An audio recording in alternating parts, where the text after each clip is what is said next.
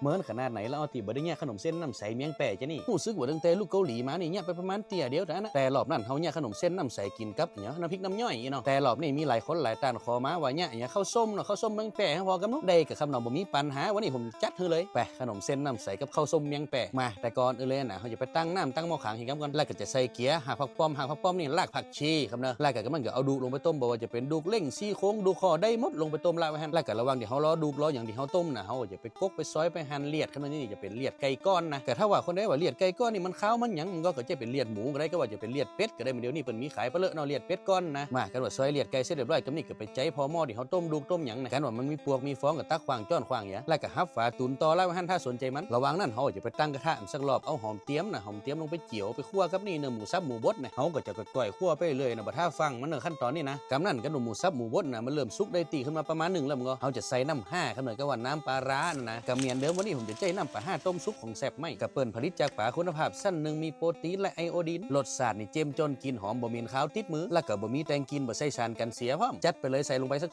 2ปากเนื้อน้ำปลา5นะหลังจากนั้นเขาก็จะล้วนน้ำ5กับหมูสับหมูบดนะไปสักกามสักจำลำเนี่ยแล้วก็เอาออกไปพักให้มันเย็นถึงกำก่อนกำนั่นกันหมูสับหมูบดนะมันเริ่มเย็นเริ่มอย่างดีแล้วก็กำนี่ก็ไปใจพอหม้อที่เขาต้มดูต้มอย่างละไว้เนี่ยเอาหมูสับหมูบดที่เขาล้วนกับน้ำ5เสร็จเรียบร้อยใส่ลงไปแล้วก็จะใส่บะเขือส้มบะเขือเทศแล้วก็เลียดไก่ก้อนเหนียวหั่นที่เขาซอยเสร็จเรียบร้อยเนี่ยหลังจากนั้นเขาก็จะทำการฮับฝาหม้อขังนะตุนละไว้สักกำเนี่ยมาแล้วก็ระวังเดี๋ยวเขาล้อบะเขือส้มบะเขือเทศกับเลียดไก่นะให้มันสุกมันก็ผมจะป้ามาแปลงข้าวส้มเนาะข้าวส้มเมียงแปะขั้นตอนแรกเลยนะเขาจะเอาหอมเตรียมกับบะเขือส้มบะเขือเทศเนี่ยลงไปคั่วไปพัดถึงกำก่อนต่อจากนั้นก็จะเอาข้าวสวยข้าวเจ้าใส่ลงไปแล้วก็ปรุงรสการปรุงรสนี่เต้ก็จะใส่ซีอิ๊วขาวผงปรุงรสชูรสแล้วก็น้ำตาลตัวเอี้ยหลังจากนั้นก็คั่วกับพัดให้มันเข้ากันดีๆตัวเอี้ยนะง่ายก็มันยากบ่เจยากนะข้าวส้มเมียงแปะนี่มากำนั้นก็ไปใจพอน้ำขนมเส้นเขากับปรุงรสได้เลยอันเลี่ยงของการปรุงรสนี่เต้ก็จะใส่ผงชูรสซุปก้อนให้สัก2ก้อนแล้วก็น้ำ5ครับน้ำปลาร้าแซ่บไหมนะ